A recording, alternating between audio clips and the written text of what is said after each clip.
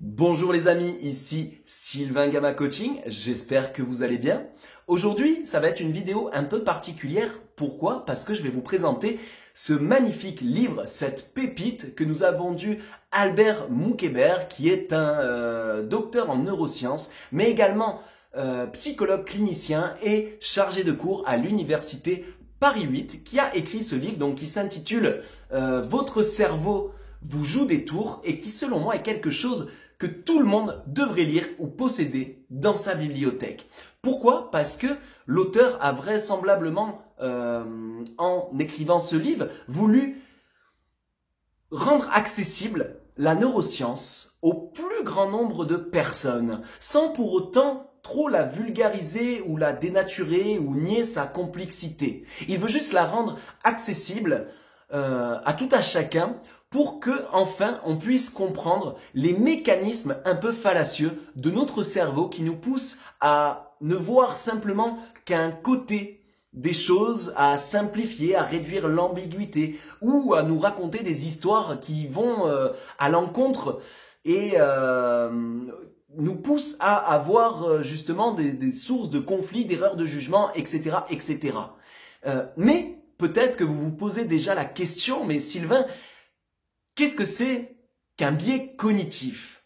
Eh bien, tout simplement, vous faites bien de poser cette question. Les biais cognitifs, c'est simplement les détours que fait notre cerveau pour prendre des décisions ou porter des jugements de façon moins laborieuse que si on devait raisonner de manière analytique et en tenant compte de toutes les informations pertinentes ou non au niveau de tout ce qu'on a à disposition. C'est-à-dire, et je vais simplifier aussi la chose malheureusement, mais au moins tout le monde peut comprendre, vous n'avez peut-être pas porté toute votre attention alors que vous regardez cette vidéo à la couleur de mon pull, à ma boucle d'oreille, à l'heure qu'il est derrière moi. D'ailleurs, elle n'est pas à l'heure. Ok, peut-être pas sur le sapin de Noël, peut-être que oui, mais vous n'avez certainement pas porté votre attention sur tout ce qu'il y a à côté de vous, derrière cet écran, ou également les bruits sur lesquels vous ne prêtez pas attention au-delà de votre habitation.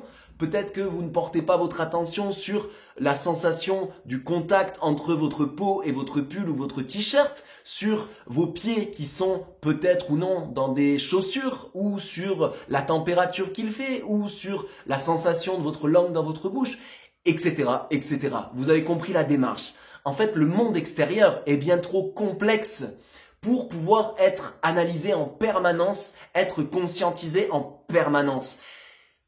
L'auteur le dit clairement, on ne voit pas avec ses yeux. Les yeux ne sont juste que des organes qui réceptionnent une certaine forme de lumière pour pouvoir être ensuite analysés et retraités, interprétés en permanence par le seul organe qui s'est nommé lui-même, évidemment, votre cerveau. À la fois complexe et passionnant, mais à la fois qui peut être victime de gros raccourcis, de biais cognitifs, maintenant vous en connaissez la définition, mais également de tromperies, d'erreurs de jugement en fait, tout simplement, qui peuvent, et vous avez bien compris, être la source finalement d'effets délétères sur la qualité de notre vie, tant sur le plan individuel que sociétal. Donc en fait, je vais malheureusement simplifier encore ce livre qui a été déjà simplifié. C'est pour ça que véritablement, je vous encourage de vous le procurer et de le lire. C'est extrêmement mieux expliqué de moi. Mais je vais le simplifier en 3 points d'analyse. Le premier, c'est que vous ne percevez pas le monde tel qu'il est, mais plutôt tel que vous êtes vous. C'est-à-dire quand vous ne percevez pas la totalité du monde, juste partiellement ce qui vous intéresse et ce qui ont tendance à confirmer les croyances qui sont déjà bien ancrées dans votre cerveau. Exemple tout simple, mais une personne qui se dit que on ne peut pas faire confiance au premier venu, que le monde est dangereux, que on ne peut pas faire confiance à une certaine partie de la population, et j'en passe et des meilleurs, on a tous des croyances à un moment donné, eh bien il va toujours tendance à aller chercher involontairement, inconsciemment, les informations qui confirment cette croyance. C'est ce que l'auteur nous explique au travers de ce biais de confirmation. On a tendance à porter notre attention sur ce qui confirme nos croyances. Simplement. Ensuite, en deux, on a la réduction de l'ambiguïté. Comme je vous ai dit, le monde extérieur, le monde réel est trop complexe pour qu'on tienne compte de toutes ces informations qu'on reçoit en permanence, tant sur le plan visuel, auditif, kinesthésique, proprioceptif, olfactif, etc., etc. Et là, je vais rebondir sur cette fameuse phrase de ce philosophe polonais Alfred, lapsus, qui nous disait que la carte n'est pas le territoire. Par cette phrase, je vais l'illustrer par des propos très simples que tout le monde va pouvoir comprendre. Imaginez que vous vouliez partir de Marseille et aller à Paris, retrouver la capitale. Eh bien, vous allez prendre une carte ou vous allez aller sur Internet, la carte, pour pouvoir répertorier toutes les informations nécessaires pour, selon vous, prendre le chemin le plus adéquat. C'est-à-dire, tiens, je vais passer par telle petite route, par tel endroit, je vais m'engager dans telle bretelle d'autoroute pour ensuite tenir la distance sur telle distance, etc., etc. Vous avez compris la démarche. Et puis, le lendemain, vous allez prendre réellement, véritablement votre voiture et puis vous allez démarrer et puis vous allez commencer à sortir de votre quartier. Là, vous allez croiser votre voisin qui va vous parler pendant 10 minutes du problème de portail qu'il a eu. Et puis ensuite, vous allez vous arrêter à un stop et puis il y a quelqu'un qui va pas forcément avancer. Puis vous allez vous choper une auto-école. Puis ensuite, vous allez commencer à rouler. Et puis vous allez être fatigué. Vos yeux vont commencer à fatiguer. Et puis vous allez vous arrêter sur une aire d'autoroute. Vous allez prendre un café. Et là, vous allez rencontrer quelqu'un avec qui vous allez échanger 2 mots. Vous allez reprendre votre voiture et puis vous allez peut-être être susceptible d'entrer dans des bouchons parce qu'il y aura des travaux ou un accident. Et ce qui va conduire qu'au final, vous allez arriver avec 2 heures de retard et peut-être même avoir fait un détour sur la route que vous avez en amont répertorié. Eh bien, tout simplement, ces 2 heures de retard et ce changement de direction que vous allez subir pendant votre route dans la réalité, c'est ce qu'on va appeler le territoire. Et là, c'est une métaphore sur le temps, l'écart au niveau du temps que vous aviez prévu et la distance parcourue. Mais en fait, dans des relations sociales, dans des discours philosophiques, dans des échanges houleux et complexes en fait sur la vie, sur la société, sur l'environnement et sur tous ces sujets relativement complexes, eh bien, on comprend donc que chacun a sa position, mais que personne n'a véritablement raison ou personne n'a véritablement tort. Certainement que vaudrait mieux faire un pourcentage de raison, de véracité de nos propos et un pourcentage de non-véracité de nos propos. Et en fait, toute cette réduction d'ambiguïté, je vais vous expliquer pourquoi elle est là en fait, parce qu'on pourrait se demander, ouais mais pourquoi il y a ça sur une machine aussi intelligente que notre cerveau? Eh bien justement parce que on n'est pas des machines, on est humains, mais que cette simplification et cette réduction de l'ambiguïté, elle nous sert au quotidien à nous faciliter la vie. Tout simplement, quand vous marchez dans la rue, vous ne pensez pas forcément à mettre un pied devant l'autre. Votre équilibre, vous n'y pensez pas. Quand je prends ce stylo et que je le jette en l'air pour le rattraper, j'ai fait ce qu'on appelle un heuristique. Et en fait, un heuristique, tout simplement, c'est faire les choses avec approximation. Simplement. Pourquoi? Parce que j'ai fait ça de nombreuses fois dans ma vie, je sais que j'en suis à peu près capable et que ça ne mérite pas de calculer la vitesse, la hauteur, la force avec laquelle je lance mon stylo et la force avec laquelle je rattrape mon stylo. Ça se fait de manière approximative. Des heuristiques, on en fait quand on fait du sport. Vous shootez dans un ballon et puis vous l'attrapez. Vous êtes en train de faire une heuristique. Vous n'avez pas calculé la tangente, l'angle, etc. Ça se fait automatiquement. Et heureusement que c'est là, parce que sinon, imaginez, on devrait réfléchir à tout.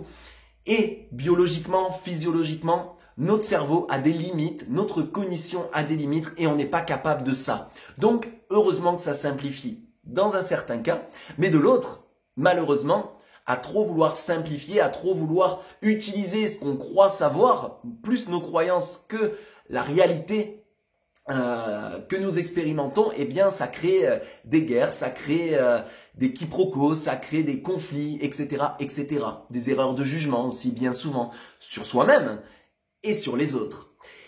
Et enfin, le troisième point, c'est que, au final, il faut et il est nécessaire que ce cerveau se raconte en permanence des histoires pour que tout ça devienne cohérent, congruent. C'est-à-dire que une personne qui va faire un acte, au départ, elle va être obligée de le justifier et elle va se raconter une histoire, même s'il n'y a pas d'histoire à se raconter, même s'il n'y a aucune cohérence établie dans ses actions, eh bien, elle va se rendre une cohérence construite pour justifier ses actions. On peut le voir aussi dans certaines pathologies cliniques. Par exemple, chez des patients atteints d'Alzheimer, une personne va se retrouver à poil au milieu d'une pièce et puis vous allez lui demander pourquoi. Eh ben, il va y avoir ce qu'on appelle une confabulation, c'est-à-dire qu'il va sortir toute une histoire qui va légitimer et justifier le fait qu'il soit tenu au milieu de la pièce. Donc ça, c'est pour un cas clinique, mais on le fait sans s'en rendre compte à notre insu finalement pour confirmer des croyances qu'on a. Une personne qui estime que le monde est dangereux et qu'on peut faire confiance à personne, elle va se raconter toute une histoire pour ça, avec une anecdote, avec une histoire qu'elle a entendue, avec quelque chose qu'elle a confirmé dans son histoire personnelle, avec un film qu'elle a vu, une histoire, les informations, etc., etc. Pourquoi? Ben, parce qu'on a tendance à confirmer toujours nos croyances. Donc, c'est intéressant de remettre une certaine forme de flexibilité mentale et l'auteur le définit bien à la fin du livre. Il vous donne quelques conseils, astuces et solutions pour remettre de la flexibilité mentale et je vais vous en partager une parce que c'est quelque chose que j'utilise régulièrement avec les personnes que j'accompagne dans les séances d'hypnose. Ça s'appelle la métacognition. C'est-à-dire à chaque fois que vous allez avoir des heuristiques, des choses qui vont se faire en automatique, vous allez toujours avoir des pensées sur ces actes et c'est un petit peu des pensées sur les pensées si vous voulez. C'est-à-dire des jugements, des métacognitions, des pensées sur les pensées. Et pour ça, même si ça paraît pas forcément facile d'agir sur ces croyances et sur les biais cognitifs en eux-mêmes, on peut véritablement agir et on doit, j'ai envie de vous dire, agir sur nos métacognitions. Et tout simplement, je vais vous donner 3 questions à se poser quand vous avez des choses qui vous sonnent un peu bizarres dans vos propres pensées ou dans les pensées des personnes et des personnes de votre entourage ou de votre interlocuteur. Déjà, quand il y a un mot du style globalisant, généralisant, du style c'est toujours comme ça, et tout le monde est comme ça, ou c'est jamais comme ça, etc., etc. Tel le relativiste que je suis, eh bien, mettez du doute là-dedans, parce que est-ce que les choses sont toujours ou jamais, ou tout le monde est comme ça? Je pense que c'est une réduction d'ambiguïté qu'on voit, qu'on entend et qu'on expérimente fatalement tous les jours. Et voilà, vous l'avez capté. Et c'est intéressant de pouvoir les capter pour pouvoir se poser des questions quand ça nous paraît néfaste. Le but, c'est pas de faire de vous des machines et des êtres parfaits. Le but, c'est de pouvoir changer certaines pensées qui aujourd'hui vous sont néfastes. Alors la première question que vous pouvez vous poser sur ça, c'est premièrement, est-ce que mes pensées sont tirées d'éléments concrets? Simplement. Est-ce que mes pensées sont tirées d'éléments concrets? Qu'est-ce qui justifie cette pensée-là sur moi ou sur quelqu'un? Une fois que vous avez répondu à cette question, c'est de vous dire, la deuxième, cette pensée m'entraîne-t-elle dans un cercle vicieux, à la fois inefficace et stérile?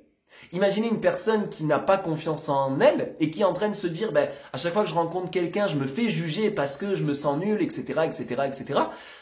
Eh bien, elle est un petit peu dans un cercle vicieux puisque quand elle va prendre la parole en public, elle va percevoir ce qu'elle croit, c'est-à-dire peut-être des personnes qui ont un visage relativement neutre, mais elle va focaliser sur ça, elle va réduire son ambiguïté en occultant les gens qui sont en train d'être véritablement intéressés et qui lui montrent des signes physiques d'acquiescement, etc., qui pourraient la rassurer.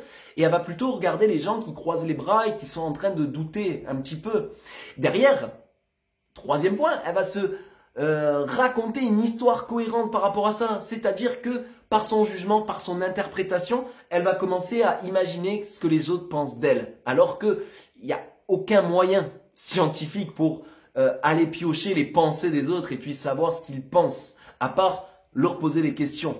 Et même ça, on ne peut pas être sûr de leur authenticité dans leurs réponses. Donc, ce qui va se passer, c'est qu'elle va peut-être avoir une boule au niveau de la gorge qui va se nouer, peut-être une boule au niveau du plexus, au niveau du ventre, qui va faire qu'elle va commencer à perdre ses moyens et finalement, je vous le donne en mille, confirmer sa croyance qu'elle est nulle et qu'elle n'arrive pas à parler en public. Au contraire, une personne qui se dit très très confiante, peut-être même à la limite de l'arrogance, va se dire, bah tiens, même situation, mais là, les gens sont en train de me regarder et ils sont silencieux, ils ne disent rien parce que ils sont en train d'admirer tout mon pouvoir, toute mon élégance, toute ma beauté, ma luminosité et sont en train de s'imprégner de toute mon intelligence dans ce que je suis en train de dire.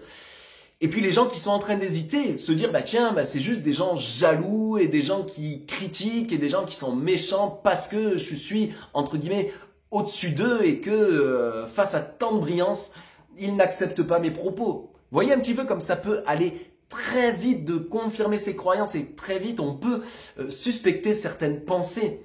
Ce qui vient m'amener à la troisième question que vous pouvez vous poser, c'est tout simplement que conseillerez-vous à un membre de votre famille ou une personne importante pour vous, un meilleur ami ou une meilleure amie, s'il avait ces idées-là sur lui-même, s'il avait ces pensées-là. Souvent, ces trois questions finalement vont vous permettre de prendre du recul sur vos propres pensées, sur les situations que vous êtes en train d'expérimenter, mais également de vous dissocier de vos émotions, de tous vos heuristiques, de tout ce qui se fait un petit peu automatiquement à votre insu. Et puis, pouvoir envisager d'avoir une vision beaucoup plus globale de la situation, de la problématique pour vous offrir une nouvelle perspective et davantage de solutions. C'est-à-dire ne pas être dépendant de ces biais cognitifs, de ces croyances toutes faites et puis de ces automatismes néfastes, mais de pouvoir tellement réfléchir dessus, démêler un petit peu le vrai du faux et pouvoir vous approprier de nouvelles croyances, de nouvelles idées, de nouvelles pensées qui seront plus légitimes et favorisantes pour votre évolution personnelle. Mais comme je vous dis, le mieux c'est d'acheter ce livre, de le lire ou de vous le faire offrir sous le sapin de Noël. Ça peut être un cadeau très très sympa. Et puis simplement pouvoir faire des recherches sur la véracité des informations. Albert Moukébert parle beaucoup des fake news et puis il a même un site et une association qui s'appelle Chiasma, je crois. Je l'ai pas noté donc je sais pas trop la pertinence. Vérifiez. Je crois que c'est Chiasma où il y a des débats. C'est un collectif, si vous voulez, de neuroscientifiques et de personnes qui s'intéressent à ça, où il y a des débats, des argumentations. On essaye de détecter, de démêler la véracité ou non d'une information et c'est super pertinent pour pouvoir apprendre à ne plus se faire tromper par tous ces biais cognitifs et ces mensonges ou ces fausses informations ou ces informations à moitié ou très peu pertinentes qu'on peut recevoir grâce et à cause notamment d'Internet. Voilà, c'est tout pour aujourd'hui. N'hésitez pas à partager cette vidéo, à la commenter si vous avez des questions. Et puis pour ma part, je vous dis à très bientôt pour une nouvelle vidéo. Ciao, ciao, bye bye.